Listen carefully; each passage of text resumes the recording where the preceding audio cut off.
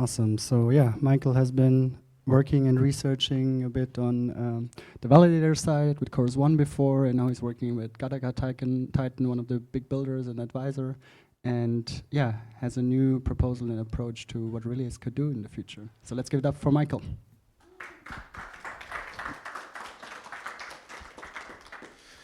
Hi, good morning. Good morning, everybody. And thanks for the intro, Chris. I hope you guys can hear me okay. Now you can hear me okay. Perfect. Yeah, as Chris said, so I used to be a head of research at Chorus One, which is a large validator. And I've recently left to explore some new ideas that I think are interesting. One of them is Relays 2.0, and I'll go into what this means in a second.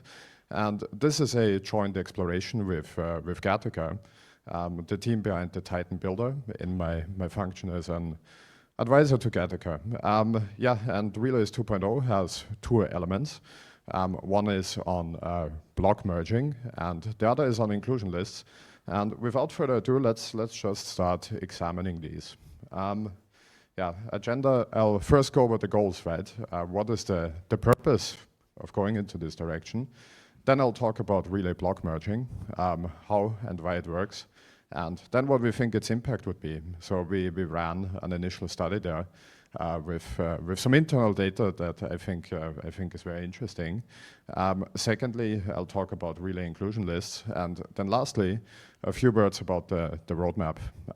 This presentation is essentially a summary of two research posts which are out there on ETH Research. So if you would like to deep dive this, just recap it, feel free to open those up. They are linked on the Gattaca Twitter page, which is at Gattaca HQ, and also my page, which is at mostly blogs. Yeah, goals of Relays 2.0. So we have the relay there, which is really quite a powerful actor, right? I mean, all blocks, well, 95% I think is the number of blocks go through relays. And it seems like there is some unexplored design space there. I think another important aspect to mention here is that relays are trusted by definition. There's also collateral there. So really there's, this is a relationship which can be used. What we want to do is, one, we want to use relays to immediately improve block value and censorship resistance. And we want to do this in a way which doesn't introduce protocol changes or technical complexity, which doesn't expand kind of like the qualitative trust surface, right? People already know relays, there's no other intermediary here. And it should be a baseline. It should be something that benefits every block that goes through a relay. How would we achieve this? Well, I think it's very important to achieve this by offsetting things which are known persistent inefficiencies. Which is on the one hand, relay timing games, right? I mean, right now, if you look at the anatomy of a slot, there's a time where the relay, basically, which the relay spends idle, right? The relay wants to make sure that it relays bits as late as possible to ensure they're as high as possible. And so there's just room for the relay to sit idle, okay? There's things that can be done in that time. And then secondly, well, as relays are trusted, they see a lot of flow. They can unify flow. Exclusive flow is the other big inefficiency that we want to talk about here. And then thirdly, just to frame this whole thing, it's about something that creates sustainable, right? It has to be sustainable, which means the incentive has to be sustainable and the risk has to be controlled. So here I think there's a couple of points to highlight. First, relay merging actually unlocks a revenue source for relays, which is transparent and verifiable. And I think put another way, this is exactly the way public goods financing should work, right? I mean, it should be verifiable, transparent. Relay inclusion lists also have a risk advantage. The way we see it is that it prepares the block production pipeline for a seamless rollover to Fossil.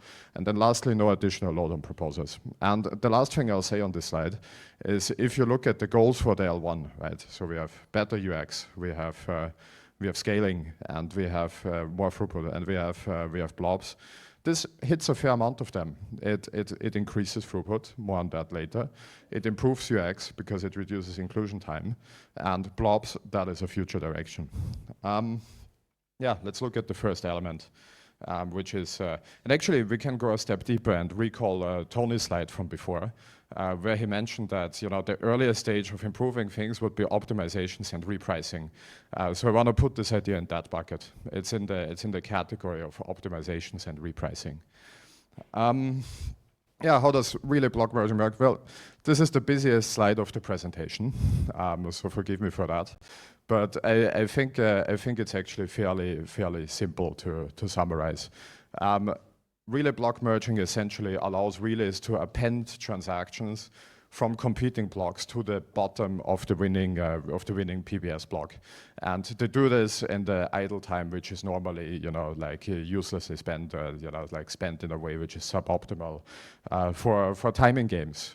So this goes back to what I mentioned previously. These are the two inefficiencies that we want to hit. What's the process here? Well, I'll give a more granular overview of the process, and then I'll just summarize in 2 sentences what this actually means, right? So what happens is the proposer requests a header from the relay, and the relay at that point knows what the most valuable block is that it has on file. It's something that we call BPBS, the designated PBS block. The relay then goes through all other blocks it has on file and identifies the transactions that are not included in BPBS, okay? And you can see that in set notation underneath point 2. The relay then appends these transactions to the bottom of BPBS and filters out any reverts. This creates the merge block, which we call BRM, block relay merged.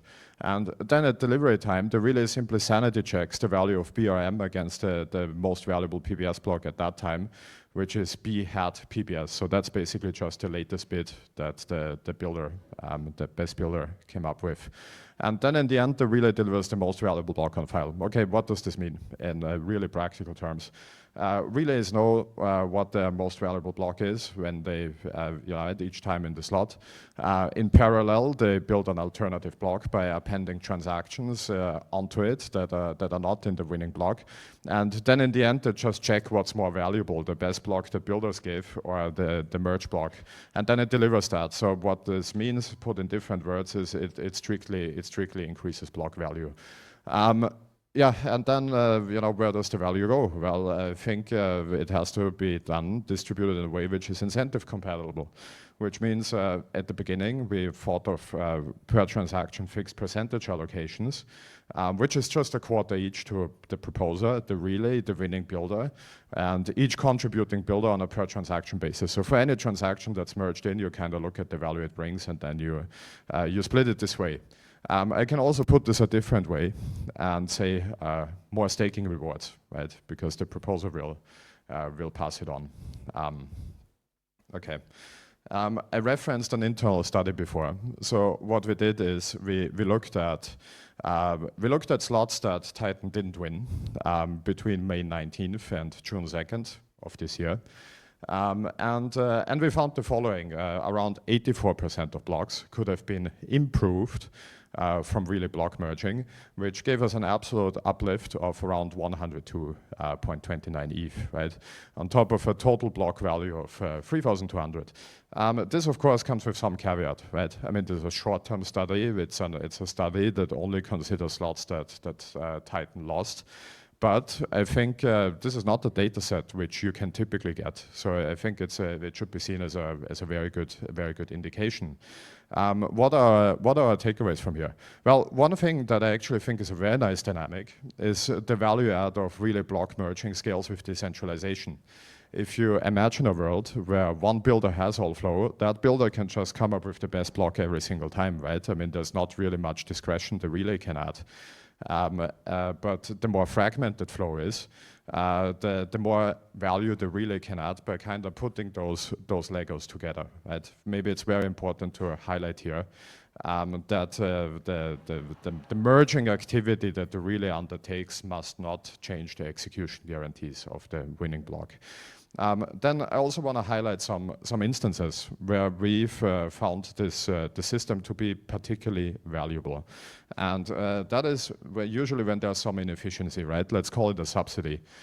You might have instances where a certain builder just wants to build the block, right? Maybe it's a SEC-STEX arbitrage, maybe it's something else, but they have a strong incentive to build the block for a specific slot.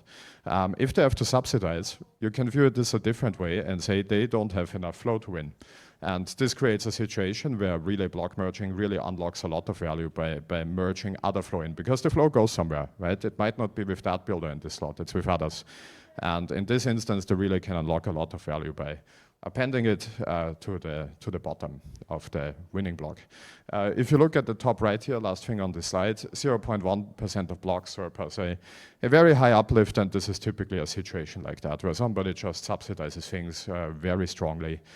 So there's the market dynamic doesn't really hold in the same way it would in the middle of the curve. Relay block merging has another nice property, which I mentioned before in terms of the goals of scaling the L1. It increases throughput and censorship resistance, right? Put another way, the winning builder at the moment has full discretion over what transaction goes into its block, right? I mean, as long as it can produce a very high bid, it can compose the block every which way. In this case, this is not really the case anymore. If you're a non-censored relay, you can just sort in, filter transaction, right? I mean, here, viewed another way, it's another inefficiency that's offset. And it also reduces the inclusion delay for exclusive flow, right? I mean, if you look at something like Fossil, one way you can view it is that it reduces the inclusion delay for mempool flow. Well, here you have a similar system for exclusive flow that directly goes to builder. So there's actually no trade-off per se of some trade-off, but you can see it as a way of getting privacy, but still having inclusion guarantees, because there's another neutral actor in the pipeline. And then the second aspect of Relays 2.0 is relay inclusion lists, and here we go fully on the censorship side. I just want to recap quickly what it is. Well, it's basically the relay extends its tasks to gather transactions from the mempool. It then ranks these transactions via deterministic inclusion rule and assigns a score to each. I'll have a quick overview of the formula in the next slide, but I'm not going to discuss it much. So if you're interested in it, we presented this on a Fossil breakout call, and it's also on ETH Research. Third step is it basically fills the inclusion list by walking sequentially in descending order through the list of transactions. So basically, highest score goes first, and then it exposes an endpoint for builders to fetch the inclusion list. Right? Builders then have to put this inclusion list into their block, and if they don't, this is an execution validity check. The block is invalid and rejected. We see this as a default feature for non-censoring relays. Inclusion risks probably are not something that should be optional, and here the goal is to roll this over into Fossil, right? It's basically it's an earlier stage of it. I think maybe we can conceptualize it this way. So it would be opt-out only. It would be a default opt-in. The inclusion rule. Well, here I have to give thanks to Anders with the Ethereum Foundation, whose web of trees on Twitter. We originally proposed the inclusion list that you see, inclusion rule that you see in the bottom of the slide, which is a bit more complex. And then Anders had a good way of reducing some of the complexity and making it more lightweight. I don't think it's the right format to walk through the intricacies of this formula, but there's a nice discussion of ETH Research where Anders made this suggestion. Inclusion list sizing. Well, I think here's two things that have to be considered.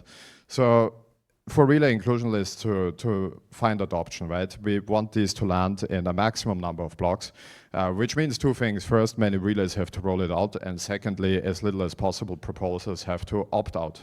And what that means is that the size of the inclusion list should be chosen such that it doesn't really meaningfully affect block value, because otherwise you kind of sabotage the goal of having inclusion lists in as many slots as possible, because the proposer is going to jump ship. So we decided on an initial shelling point, which is the 8 kilobyte constraint proposed in the Fossil specs, which we think can can work well here. And with increased adoption, relay inclusion lists could support larger sizing, right? One nice property here is they're not constrained by proposer bandwidth because it happens on the relay side, and the relay talks directly to the builder. And then one dynamic I want to highlight is the more relays adopt relay inclusion list, the lower the opportunity cost of doing so, right? Because you basically compete with peers in an aligned way. Everybody runs the same system. Last point, there's a chance that the bit curve for block value will shift to accommodate the marginal latency of relay inclusion lists, right? So if you know that, maybe you can conceptualize it as a shorter slot in a way, by a really marginal way. If you know that best bit has to be in earlier, you just put it in earlier. So I'm actually ahead of time, which I think is a feature, not a bug. Roadmap. So we think this direction is really promising, and we thank everybody for the feedback on it. We think it's a good time to pursue Relays 2.0, which means the following: relay block merging. Well, that's currently being built. This is a joint effort, and what I mean by that, it's an exchange of ideas between Gattaca and leading relays. So, for example, we had some good early conversations with Ultrasound and Estes and many other guys that would be interested in this, and we welcome the feedback and hope to build something which works for everybody. Relay inclusion list, well, there's two sides to it. There's a local inclusion list, which is basically each relay does its own, and that's already built. You can see the open source implementation was merged there into the Helix relay, so feel free to look this up on GitHub. And then as a second step, well, ideally you want to remove the discretion. Each individual relay has a little bit further, and relay have some ways of telling others, here's my inclusion list, and then they can settle on something like the model inclusion list. And that's currently being built, okay? Overall, this gives us a timeline of this summer. I think it's a very interesting direction, and this concludes my presentation, so thank you.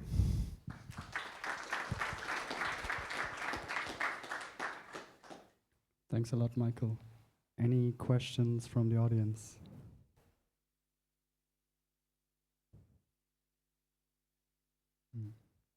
All right, yes. Yeah, hello. I want to ask, for the merging board, you are a merging whole board from all the builder and into a single board, right? Or you are picking every builder particular transition and then merge into a one board? Yeah, sure. So let me pull up the floor again, and then maybe give some additional detail here. So what happens is builders have to opt in, right? So each builder that would be available for merging would indicate that its block is available to have transaction picked on for merging. Then what happens during the slot, you look at the best block, and the relay commits to merging transaction into the best block, which is the block with the highest attached bit. The reason you have to commit to merging transactions into the block with the highest bit, even there could be a case where combination of other blocks could be more valuable, is because you want to avoid builders fragmenting the blocks to kind of increase the combinatorial space. Okay, so what happens is the relay picks one block, which is the most valuable block, and then it looks at transactions that increase its value, so they would execute, but they are not in there yet, and it appends them to the bottom of it. So merging here is, to me, it's an append, it's an operation that appends to the bottom of the winning block. So you have to keep simulating every transition comes in, right? Yeah. I think the practical implementation would be that you look at the blocks that come in, you kind of build a short list associating transactions with builders.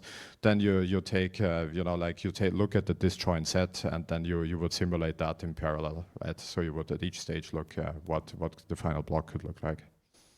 Yeah, thank you. Sure. I want to have another question. So in Fusaka, they have one proposal, ePBS, right?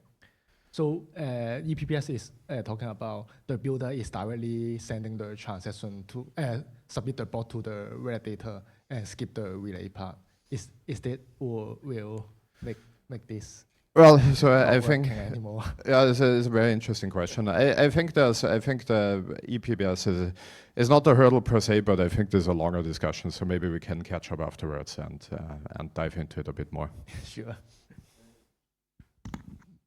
Hey, thanks for the presentation. I was wondering, you said that you spoke with some relays and they're happy with this proposal. I was wondering, have you spoken with other builders which are not Titan, and how are they feeling about it? Yeah. So we started to talk to builders.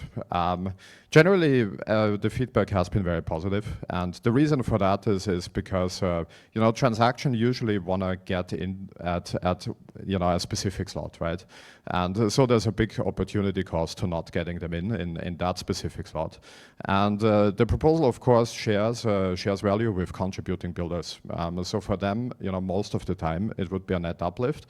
They also don't really give away much degrees of freedom, and the reason is because you can label transactions as not valid for inclusion if you would want to do that. Okay, thanks. Yes, Danny.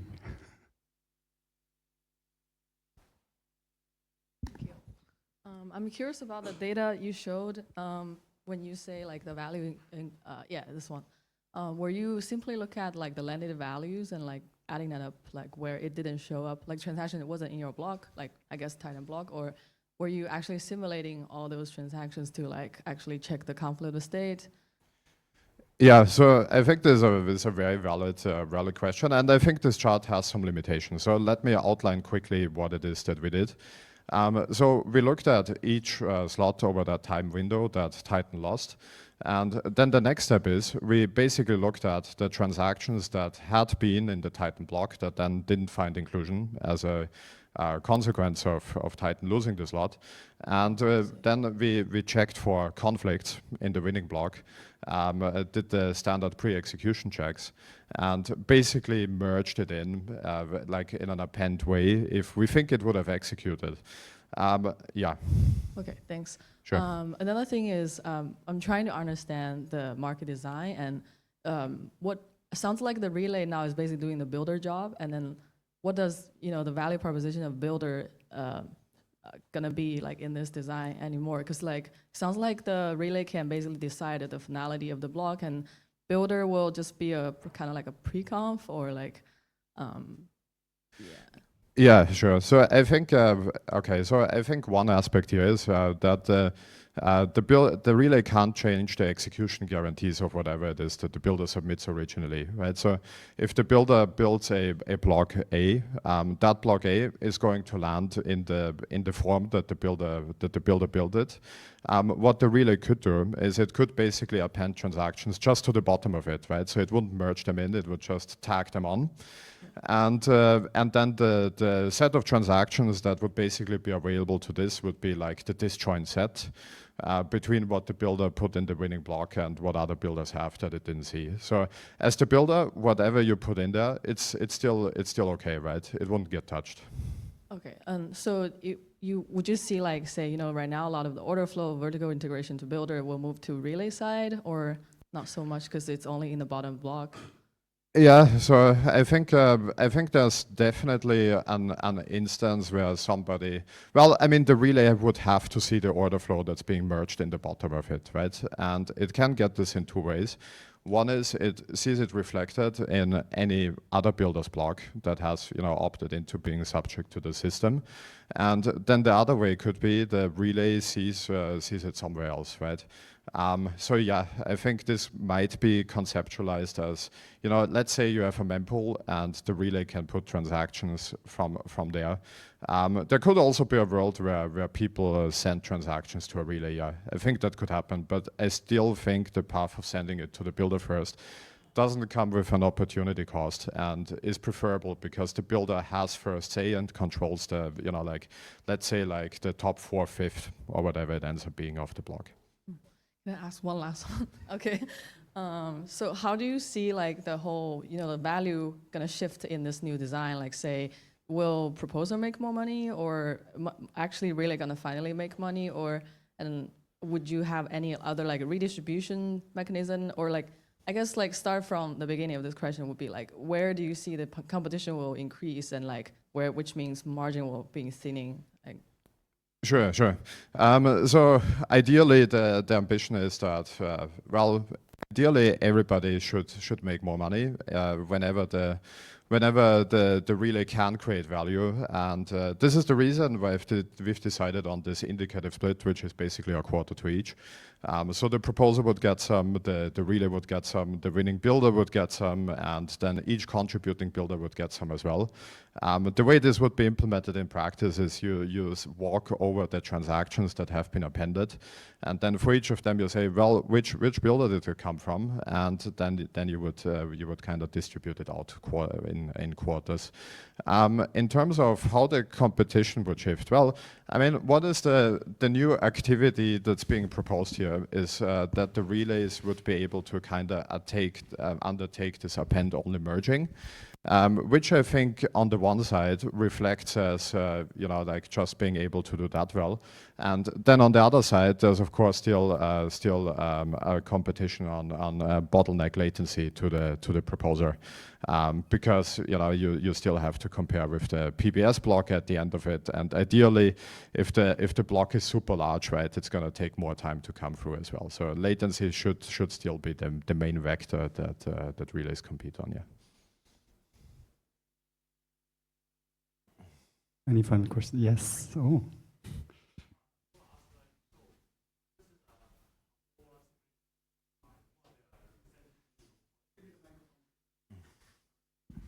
So there are like more simulation loading on the relay side. So what are their incentives to adopt this approach? Will there's a revenue sharing to relay? Like? Yep, there's revenue sharing. Relay would get indicatively, right? So we welcome contributions here. A quarter, 25% of the created value. How is the value like distributed back to the relay? Do they have extra transaction there? Yeah, so okay, so what I think the closest example here is if you could look at something like bid adjustments. What happens is it would be distributed via the Coinbase payment, but this is a implementation which is a work in progress, right? So I can't talk too much about the specifics because it might shift depending on what works for people. Okay. Thank you. Sure. So right now you're talking about merging blocks from existing builders, or transactions from existing blocks that were submitted by builders. Isn't the next step just like the relay adding its own transactions and trying to perform arbitrage between like those transactions? Yeah, so what I mentioned before is there's a chance that the relay could see transactions, for example, in the mempool that it might want to append to the block. I think this is a dynamic which is not that threatening in the beginning, because again the builder owns the execution guarantees, so you're basically you don't have any guarantees of your transaction executing if you were to send it to the relays. So such a mechanism would be most attractive for a transaction which doesn't touch contentious state, which would be something relatively non-exciting like a simple transfer or so on. But generally, I think if there's a way of making sure that this type of transaction can go through fast, it's not it's fair. Which I think here also intersects a little bit with relay inclusion lists, which is basically also the relay choosing transactions which go in. Yeah, but if you touch contentious state, you certainly want to go to the builder. Thank you. Sure. All right. Any final questions? Yes, oh, it's getting alive here. Hi, thank you for the talk. So let's say my transactions will be appended at the winning block. Then my transactions that were supposed to be at the top of the block now suddenly become at the bottom of the block. Is there any foreseeable problem of this? Yeah, so they have to execute, right? So if there's a top of block transaction that, for example, wants to arbitrage Uniswap, chances are it's not going to execute bottom of block, so it won't be included. Got it. My final question is, what is the right way to understand the relationship between relay inclusionless and fossil? Intermediary step, preparatory phase. Prepare the block pipeline so the rollover to fossil is smooth. Once fossil is there, I think relay inclusion lists will become redundant. Is there any possibility that relay inclusion lists can delay fossil? No. The sooner it comes, the better. And I think if everybody in the block construction pipeline has confidence that they will be able to accommodate fossil, it should hasten its arrival. Thank you. Sure. All right. Any final questions for Michael? Oh, it's becoming a whole panel. Nice.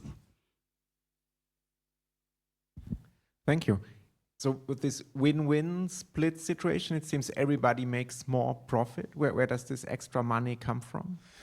Yeah, so the extra money would be the sum of collectible fees of the set of transactions that have been appended to by the relay to the bottom of the block. Sure, but I mean, overall in the long run, right? I mean, there's a fixed set of users sending some transactions. I mean, will there be more transactions now being done, or like? Yeah, so I think the value driver here is specifically the set of transactions that not all builders have available.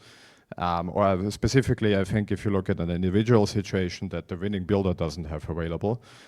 So it's basically a function over exclusive flow. If builders have good arguments for getting exclusive flow, then the value proposition of relay block merging is larger. If you want to take an even more general step back, it also increases throughput, right? So hopefully that also incentivizes things. Yeah, but I mean, if my exclusive flow doesn't get in now, right, it would get into the next block. I don't know. Generally, yes, is true. I think there's certainly maybe a large percentage of originators would prefer for their flow to go into current block. Even if you're a user, right? I mean, we talked a lot about pre-confirmations, UX, shorter slot times, right? The faster the green check mark comes, the better. Thanks. Sure. Any last questions? All right, then thanks a lot. Round of applause for Michael and the Spectrum Hall AMA at the end. Thanks a lot.